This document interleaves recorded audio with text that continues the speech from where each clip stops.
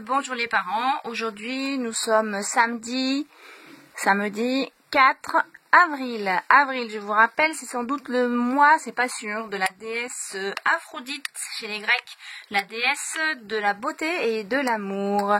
Donc hier nous étions vendredi 3 avril, la journée est finie, il y avait école et nous étions le 19e jour de confinement. Aujourd'hui nous sommes samedi 4 avril, il n'y a pas école et nous sommes le 20e jour de confinement. 20, c'est 2 et 0, 2 puis 0. Donc j'avais 19 cure-dents, 19 c'était une dizaine et 9 unités. Donc voilà mes 9 unités. Et aujourd'hui je rajoute un cure-dent. Et donc, si on les compte, on va en avoir 1, 2, 3, 4, 5, 6, 7, 8, 9, 10. Bon, je l'avais déjà rajouté, excusez-moi. 10, donc 10 cure-dents. Je fais un petit paquet de 10. Ce petit paquet de 10, ça s'appelle une dizaine. Et donc, maintenant, nous avons deux dizaines, et on voit que ce sont 2 dizaines, parce qu'ici, vous voyez, il y a 2 à la place des dizaines, et on a 0 unité, et on voit qu'il y a écrit 0 unité. Donc 20, c'est 2 dizaines, et 0 unité. Une dizaine, 2 dizaines, et 0 unité. Voilà pour la date. Demain, nous serons dimanche, et ce ne sera pas non plus un jour d'école, donc il n'y aura pas de travail non plus. Aujourd'hui, je vous raconte de nouveau un livre documentaire, un petit doc, qui s'appelle « Les animaux de la banquise ».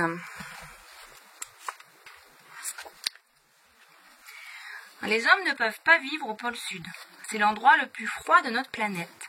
Seuls quelques scientifiques y font des recherches. Mais regarde, sur les côtes de ce désert glacé vivent des animaux.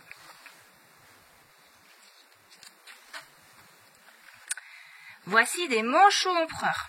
Ces oiseaux sont aussi grands que toi et ne peuvent pas voler. Au mois de mars, l'hiver débute en Antarctique. Donc vous voyez, en ce moment, chez eux, c'est l'hiver. Nous, c'est le printemps et chez eux, c'est l'hiver.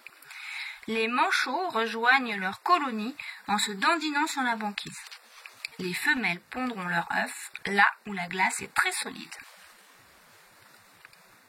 Brrr, quand le vent souffle en tempête, la température descend à moins 60 degrés Celsius. Les manchots se serrent les uns contre les autres. On dit qu'ils font la tortue. Papa manchot a couvé l'œuf. Coucou! Quand le bébé naît, ses parents se relaient pour le tenir bien au chaud contre leur ventre. Au début de l'été, les manchots repartent vers l'océan. Les bébés qui ont grandi plongent pour la première fois. Attention à l'orque et aux léopards de mer.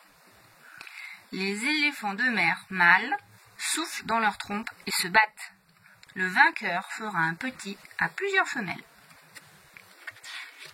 Donc les bébés, on les reconnaît parce qu'ils ont encore du duvet. Oh, une baleine bleue! C'est le plus grand de tous les animaux. Elle est plus longue que 2 autobus. Chaque jour, elle mange plus de 1000 kilos de minuscules crevettes, le krill.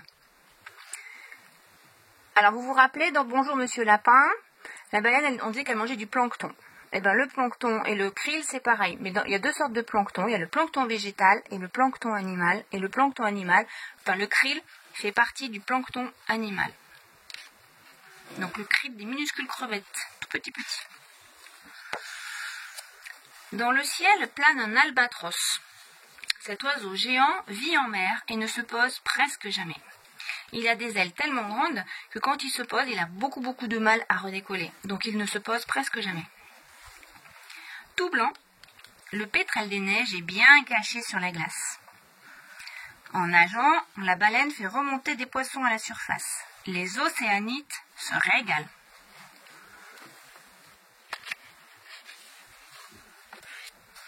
À l'autre bout de la Terre se trouve le pôle Nord et l'océan Arctique, dont le centre est toujours gelé.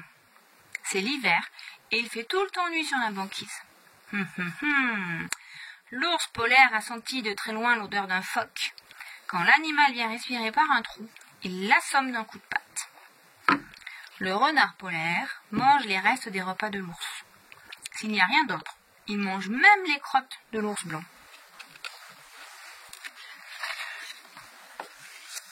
En été, une partie de la banquise fond. L'ours polaire trouve moins de proie à croquer. Il essaie d'attraper par surprise un phoque réfugié sur un iceberg, ou plonge à la recherche des poissons. Avec ses grosses pattes qui lui servent de rame, c'est un excellent nageur.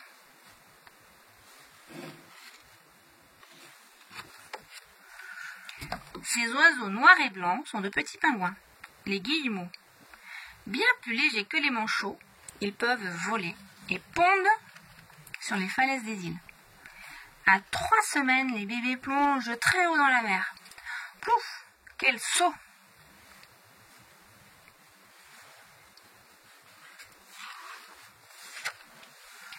Dans les eaux glacées du pôle Nord vivent aussi des orques et des baleines.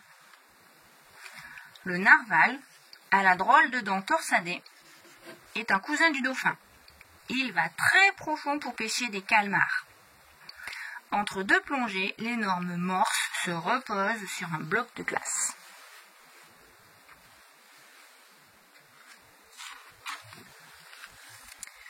Sur les rivages qui bordent l'océan, l'hiver est un peu moins froid.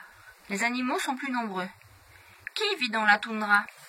Des loups, des lièvres arctiques, des chouettes harfangs, des bœufs musqués, des perdrix des neiges. Tous ont une fourrure ou un plumage épais, et presque tous sont blancs, pour mieux se camoufler.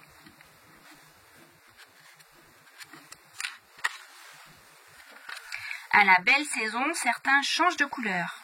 Est-ce que tu les reconnais? Donc ici, on a le renard, ici, on a le loup, là, on a le lièvre.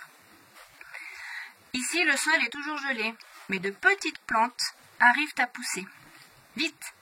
Le lièvre et les lemmings, les rennes en profitent pour grignoter. Donc les lemmings, vous voyez, c'est des espèces de cochons d'Inde ou de hamsters. En fondant, la neige a laissé place au marais. Donc, le marais, c'est un endroit où la limite entre l'eau et la terre n'est pas très nette. On marche sur de l'herbe, mais dessous, il y a plein d'eau. Des milliards de moustiques naissent. Aïe aïe aïe, ça pique. Les rennes s'enfuient.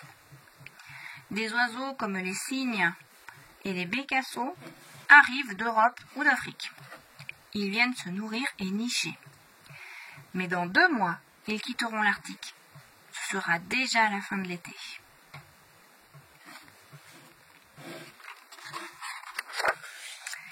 Voilà, donc pour aujourd'hui, un documentaire. Comme vous l'avez vu, le documentaire, c'est pas un livre qui raconte une histoire, c'est un livre qui apprend des choses. Donc un documentaire sur les animaux de la banquise. Je vous dis bon samedi et à demain!